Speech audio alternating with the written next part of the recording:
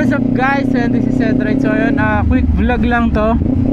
Ipapakita ko lang sa inyo kung paano yung naging setup ko sa camera 360 natin X4. So meron lang siyang wired na mic. So hindi ko kasi trip yung wireless kasi nga medyo hindi naririnig masyado sa labas. Diba may noise cancellation siya, so hindi naririnig yung tambucho, like sobrang ano. So ito kasi napakaganda ng tunog.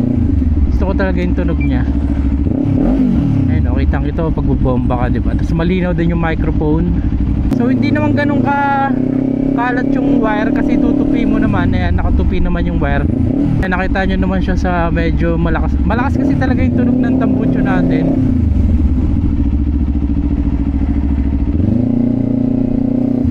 Nabili ko nga pala to sa Shopee. So medyo matagal lang dumating. So I believe parang inaabot ba ng parang 10 to 15 days kasi galing pa siya China. So hindi ko alam kung may ganito sa Philippines. So maganda to para lagi parang tunog hangin yung ano natin, no, mga video natin. So hindi naman siya hassle yung wire na kasi natutupi naman siya.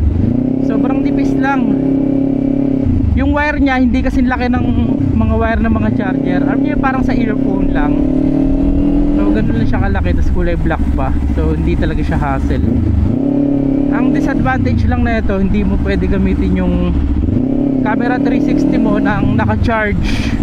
Habang naka-charge kasi nga yung charging port niya type C. So sa type C rin yung ano natin, yung microphone natin ngayon, or yung lapel mic natin.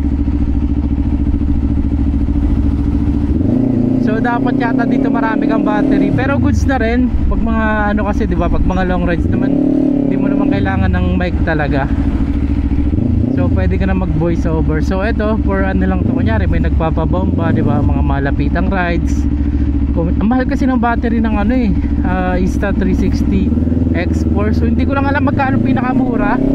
So sa mga kapwa ko gumagamit dyan, advice naman kayo kung magkano yung pinakamurang battery para makabili tayo.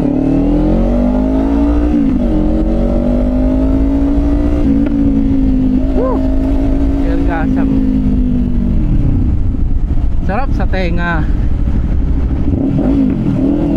So ang bili ko pala dito nasa almost 250. I believe parang nasa 230 ganun. So hindi ko lang din sure. Goods na siya, diba? Murang mura. So ayun nga, disadvantage na talaga hindi magagamit na naka-charge. So ayun, hindi kasi kaya ng hindi kaya ng PC ko yung pagsabay yung or i-edit yung video gamit yung mga video na nakuha natin sa Insta360 natin kasi 4K siya, minsan niya 5K pa, no, maximum to 8K. Hindi siya kayang i-process ng computer ko, kaya sa iPhone ako nag-e-edit. Yung mga pang reels muna. So ang pagkakaalam ko kasi hindi yata pwede yung microphone ng Insta360 times 3 sa X4. Parang may designated microphone lang talaga para sa dito kasi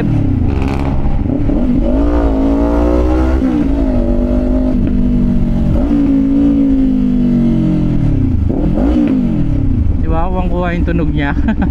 Bomba. Ayos din sa halagang 200 plus lang kasi hindi ko trip yung merong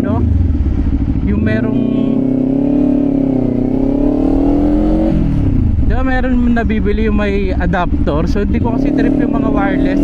So meron akong wireless microphone dun sa bahay. So ayoko siya gamitin dito, ayoko bumili ng adapter kasi hindi nakaka-capture yung tunog talaga ng exhaust natin tsaka tambucho natin. So hindi rin naman ganun kalinaw yung boses. So unlike dito, diba, tinig-tinig nyo naman. And guys, siguro ilalagay ko na rin yung link dyan sa baba. Hanapin nyo lang sa comment section, no, or sa description kung saan ko man lalagay kung saan man natin nabili to. So itatry natin mamaya sa sa malakas yung hangin. Actually malakas yung hangin, so hindi ko lang sure. So lagyan nyo na rin siguro dead cat para sure. Hindi ko kasi sure kung dinig na dinig yung hangin. So ayun, malakas yung wind noise, lakas ng hangin. So hindi ko lang alam kung dinig sa microphone.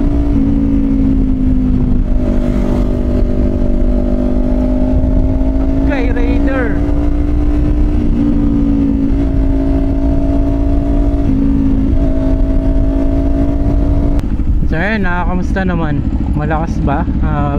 Tingnan natin sa video, no? Malakas wind noise. So ito guys, medyo malakas yung hangin. So kapag maganto kasi kahit sa GoPro ko dinig na dinig yung hangin. So tinatago ko kasi. So ito kasing lapel hindi ko masyado tinago. So tignan na lang natin ano yung magiging input sa video.